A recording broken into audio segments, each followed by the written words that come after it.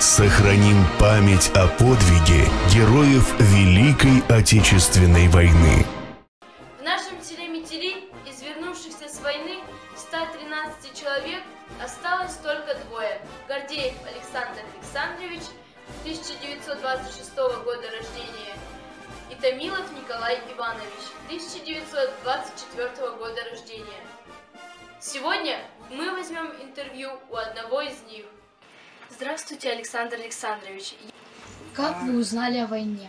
Когда призвали на военную службу? 93-й. 43-й. Этот. 43-й. Ноябрь. 43-й. А этот. Алпинские лагеря. 40-й запасный полк. И нас всю зиму, значит, учили, уже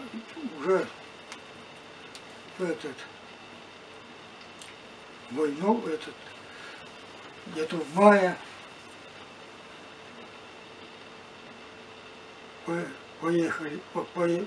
повезли в действующую армию. Там Владимир Волынский, в Западной Украине.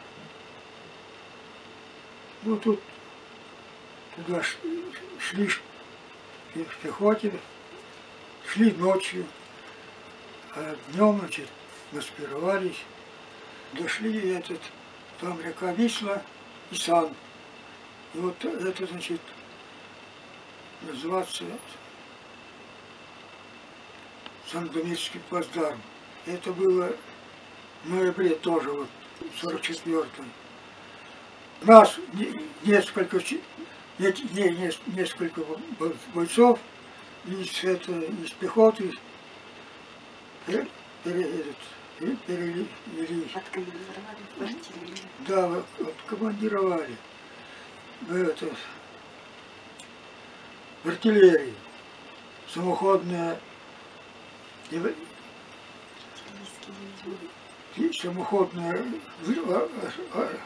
орудие.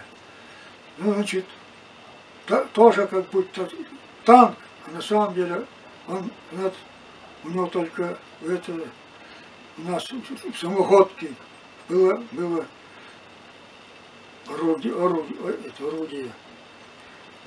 Одер перешли. Нижнесилийская операция эта.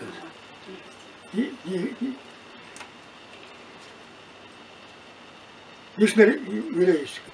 Немцы, значит,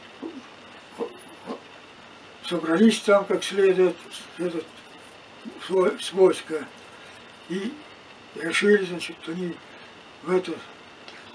прорвать фронт и чтобы Берлин освободить. Как раз навалилось на нашу дивизию, 213-ю. А, в общем, ни день, ни ночь, все, мы отбивались. Не дали прорваться. Ну, я, например, и другие были награждены за мою заслугу. А как вы узнали о победе? О, так это же там сразу сообщили. Всем войскам это сразу, значит, было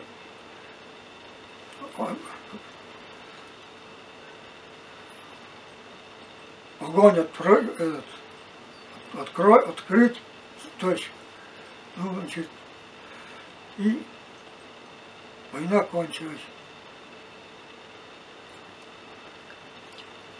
Это быстро, как молния была.